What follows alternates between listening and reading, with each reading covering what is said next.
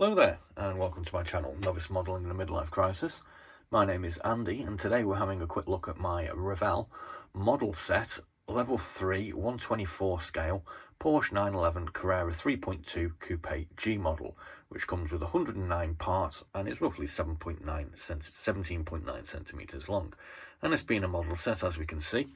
Comes with some paints, some glue and a rather interesting double-ended paintbrush. Now, I picked this up recently from Lidl for £19.99, which seems to me like a pretty good deal. I think these normally go in around about the sort of £25 bracket, so I'm reasonably chuffed. As we can see, we've got a couple of mid-80s rather smug-looking yuppies in our 911.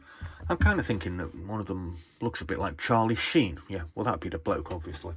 So I'm just going to read you a quick bit of blurb out about the 911. Then we'll have a quick look at the instructions and we'll have a quick run through the parts as well. So the Porsche 911 Carrera 3.2 Coupe is a sports car manufactured by Porsche and produced from 1984 to 1989. Built as the successor to the original Super Carrera, the 356 SC, the 911 SC was introduced in 1974, powered by a naturally aspirated 2.7 litre 210 flat-six engine, upgraded to 3 litres and 200 HP for the 1975 to 1977 model years. In 1984, Porsche revived the 911 Carrera nameplate, introducing a higher displacement power plant of the 3.2 litre horizontally opposed flat 6-cylinder engine producing 231 brake horsepower, addressing the calls for more performance and becoming the most commercially successful 911 yet. Its basic architecture was the same as the original 911, but steady evolution kept the performance ahead of most of the pack. The 911 Carrera 3.2 could be ordered in coupe, targa or cabriolet body styles and was produced along the 924, 944, 928 and Super Turbo 930. The 911 3.2 Carrera was produced until 1989, when it was replaced by the updated next generation to 911, the Type 964. So there we go, a little bit of history for you. As we can see, we've got our instructions out and it comes in a quite nicely colour presented pack. We get some useful instructions, some hints and tips on how to use glue and how to paint, etc, etc, blah-de-blah-de-blah. We also get a couple of sprue diagrams of what we should have in our pack, over 2 pages. And as we can see here, we're moving on to section 1, which is the construction of our engine, 3.2 litre. So we put the main blocks of the engine together. We've got the exhaust manifold going on. We've got a fan and a fan belt to go on. Moving on to 3. There's our fan belt going on, and this one in section 4 looks to me, with my limited mechanical skills, to be the transmission gearbox, to those who don't know what that means. Then we're going to put the engine into an engine mounting, I suppose, and we're going to attach it to the underside of the car, or floor pan. Turning over the page, section 7 and section 8, we're going to put some wheel struts, we'll call them wheel struts, and then we're going to put the steering mechanism in. In part 9, we're going to put our exhaust on, and here we're going to do something to do with the wheels. It actually gives you some nice little hints on what colours to do. And obviously we've got two-tone grey here, we've got black discs on the brakes, and the drums are done in sort of a muted grey as well. Moving on to 13, we're going to put the steering rack. Possibly. And then on 14, this looks like our fuel tank and our rear wheel McGubbins is going to go on as well. Not too sure what this is in section 15, but that's going to go on here. It's probably some sort of protection plate for our fuel tank. Section 16, we're going to put some small parts into the engine bay. Don't ask me what they are, but that looks like a dizzy cap. Section 17, a few more parts in the engine. 18, that looks like an air filter. I think it's an air filter. And then we're going to put the air filter and all the boxes on top of the engine in number 19. So all these are really sort of easy to follow. We've got lots and lots of windows, but we're only a small amount of parts going on each one. Section 20, we're going to put in our pre-painted, this would appear, cabin interior on. We've got some carpet for the floor pan, and we've got the rear seats. does actually seem to say we need to do a bit of drilling here as well on 21. 22, we're going to put our foot pedals in. Obviously, we can do this as a right-hand drive or a left-hand drive. And then we're going to put some cabin accessories in, like we've got the seatbelt clips, we've got the handbrake, we've got the gear shifter, gear stick, and we've got the central console to go in. Again, this is all colour-coded to go with our interior. And in 24, 25 and 26, we're going to be looking at the front and the rear seats. 27, we're going to put our seats in.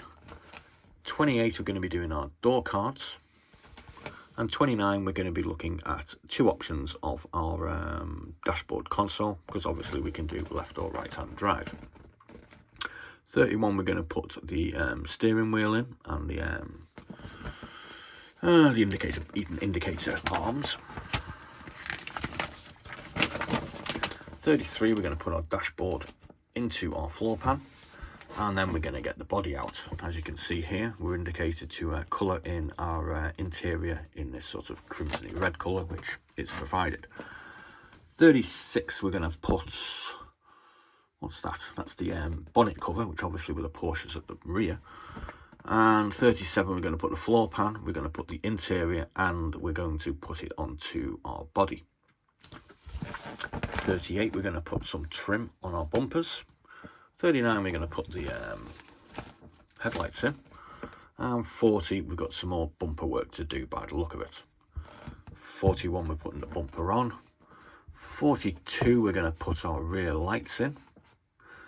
I haven't seen anything coloured, so these are obviously going to have to be coloured red and orange. The orange, I think you have to provide yourself. 43 is the rear bumper. 44, we're going to stick the bumper on. We've got a reversing light here to go on 45. And here we're going to put the alloy wheels on in number 46. Use only here. Do not use too much glue. Good hint. So there we go, 47, the wheels are going on. 48, we're going to put our windscreen in, which obviously we need to paint the surrounds in black because they would have rubber seals in. Same with the side windows on 49. And we're putting the rear windshield in on 50. Got some wing mirrors to put in on 51, some door handles. And the same in 52 on the opposing side. 53, we are looking at our windscreen wipers and an aerial by the look of it as well, which, guessing by those yuppies, they were fascinated with their electric aerials. And here we go, 54, we are all pretty much done. Looks pretty nice.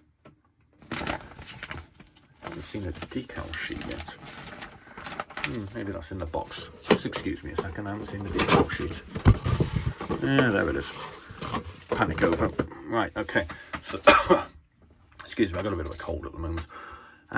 So here we go, looking at the parts. Here we have our floor pan, and it's kindly got Revell 2021. So by that we can tell this is a pretty recent tooling. So we should have quite a nice looking kit when we finish. Here we have the rears of the front drivers and passenger seat. Not too sure what that part is. That kind of looks a bit like a bit of steering rack, maybe. Bit of steering rack here, I'm guessing. And we've got some unidentified mechanicals. See, I did tell you my mechanical knowledge was pretty rubbish, but that's definitely our air filter box, I think. Moving on to the next sprue, we have the carpeted surface for the interior. We have our door cards, which are looking quite nice. Got some nice detail in here. Probably got some electric switches here for putting the windows up and down, I'm guessing. Anyone's got a 911 out there, do let me know. I'm free for a test drive anytime. Looks like we've got some the wheel disc brake things here. Got some windscreen wipers. There's our floor pedals. Looks like the handbrake. 2 door handles. Gear stick. That looks the pipes for the engine. Got our rearview mirror. That's going to be the fuel tank with bits of mechanicals on it. They're going to be parts of the steering mechanism, we'll just call it that. Apologise to the mechanics out there, it's not my forte. I am just a novice at this novice modelling.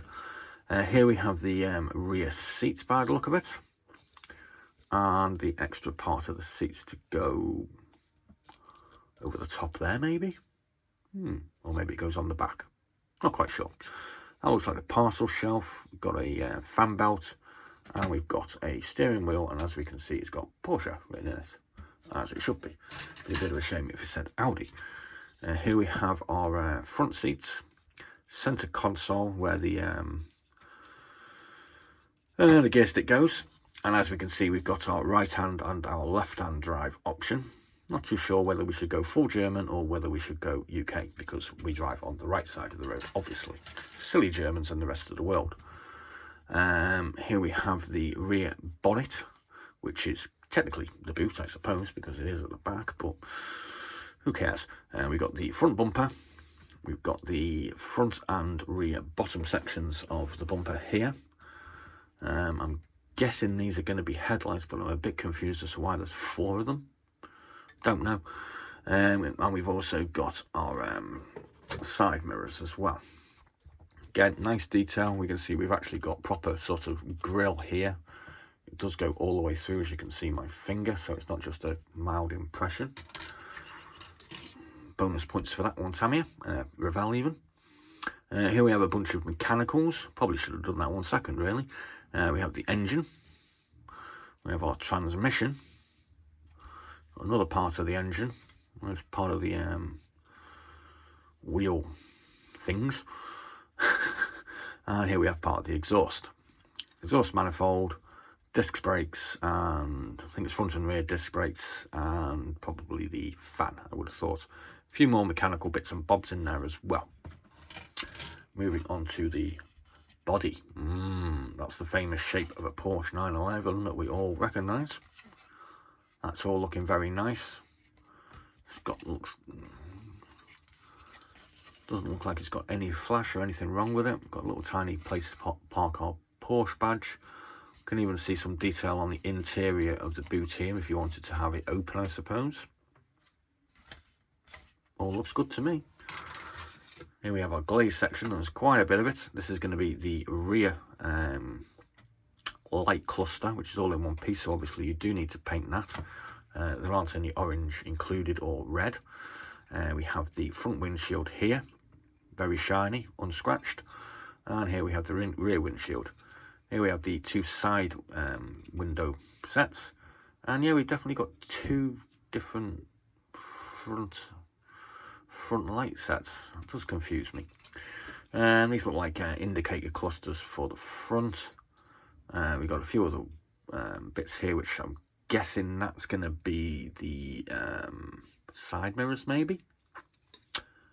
And yeah, that's about it, really. There's all those parts. Now we go onto the wheels. We get 4 fake rubbery plastic tyres. Don't have Continental or Dunlop or anything written on them. Obviously, these parts need to be removed. And here we have our 2 4 alloy wheels to go on. Very nice. Brum, brum. Okay, so that basically completes our little kit review. Do drop me a message in the message bar and let me know whether you think $19.99 is a fair price for this. I think it's pretty good. I'm quite looking forward to building this. I've also picked up the Jaguar E-Type, which was a very nice looking kit, and hopefully these will find they'll find their way onto the model bench at some point in the next year or so. Almost forgot to do the decals, which we nearly forgot. We get multiple options on our number plates. I don't see a British one there. Oh, that'll be that one there, B911BLV. Looks like we get Swiss, Italian, Austrian, Spanish, German, French, Netherlands, and Denmark. And we get a whole load of other bits and bobs, including a full set of instruments. Looks like he's got a tape deck and a radio. He's got a radio and a tape deck. I hope that's an Alpine. And oh yeah, here we go. We do actually get some little helpful bits here to help colour our orange parts on our light clusters, which is pretty good. I think I'll paint them. Not too sure what these gold bits are. They're probably little imprints to go on the engine. And there we get two little silvery bits for our windows, and more here as well, for our mirrors even. Not too sure what that little blue one is. Whole lot of interesting stickers there. Transfers, whatever. Okay, so there we go. That's all done. Please do like and subscribe. Please do check out some of our other interesting videos. Like I said, we have the Jaguar E-Type, and we have a whole load of military vehicles, if that is more your thing. You would be glad to say that I won't be doing this in a camo scheme anytime soon. Thanks for joining me. Please do like and subscribe, and as always, be seeing you.